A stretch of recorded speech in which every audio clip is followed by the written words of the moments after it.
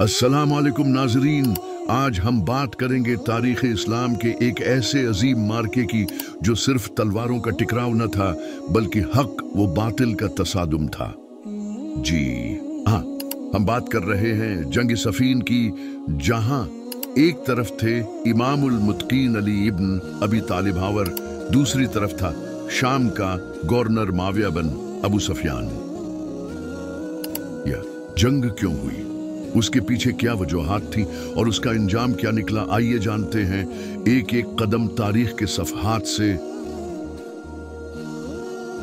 नाजरीन, जब रसूल इकरम के विसाल के बाद खिलाफत का निज़ाम कायम हुआ तो कई लोगों ने इक़्तिदार को अपना मकसद बना लिया, लेकिन हजरत अली हमेशा हक के साथ खड़े रहे। जब उस्मान बिन अफ़ान के कत्ल के बाद मुसलमानों ने हजरत अली के हाथ पर बियात की तो कई ताकतवर लोग, खास तौर पर माविया ने हजरत अली की खिलाफत को कबूल करने से इनकार कर दिया। माविया ने मुतालबा किया कि पहले उस्मान के कातिलों को सजा दो, फिर खिलाफत की बात होगी। लेकिन अली ने फरमाया, अदालत किसी की ख्वाहिश पर नहीं, शरीयत के मुताबिक होती है। जब कोई चारा बाकी न रहा तो हजरत अली ने इंसाफ की हिफाजत के लिए जंग का ऐलान फरमाया। अमीराल मोमिनीन कोफा से एक अजीम लश्कर के साथ रवाना हुए और माविया भी शाम से लश्कर लेकर सफीन पहुंचा, जो आज के शाम व इराक की सरहद पर वाक़ है। माविया ने सबसे पहले दरियाए फरात पर कब्जा करके पानी बंद कर दिया ताकि हजरत अली का लश्कर प्यास से हलाक हो जाए। मगर जब अली ने पानी हासिल किया तो फरमाया, हम दुश्मन की तरह नहीं बनेंगे, पानी सबका हक है। यह था अली का अदल। यह था मोहम्मदी किरदार। जंग सफीन 9-0-37 हिजरी को शुरू हुई। यह जंग एक दिन या एक हफ्ते की नहीं, 110 दिन जारी रही। हजारों मुसलमान शहीद हुए और सब से दर्दनाक लम्हा वो था जब अम्मार बिन यासिर सहाबी रसूल जंग में हजरत अली के लश्कर में लड़ते हुए शहीद हो गए।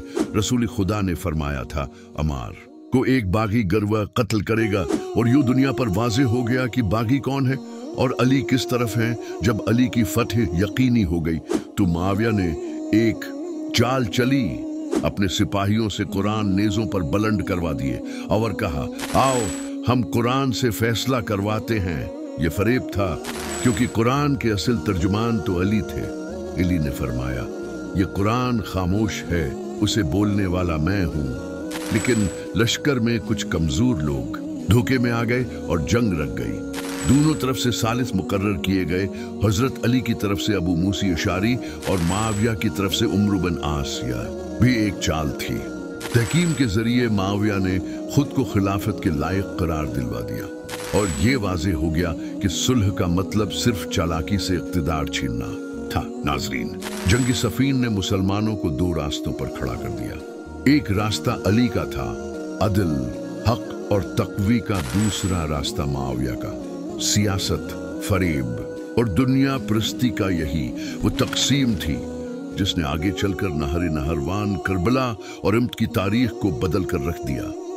नाजरीन, इमाम अली का रास्ता वही था जो कुरान का रास्ता है, जो मोहम्मद का रास्ता है। अगर आज भी हम अदल चाहते हैं, सच्चाई चाहते हैं, तो हमें अली जैसे रहबर को समझना होगा।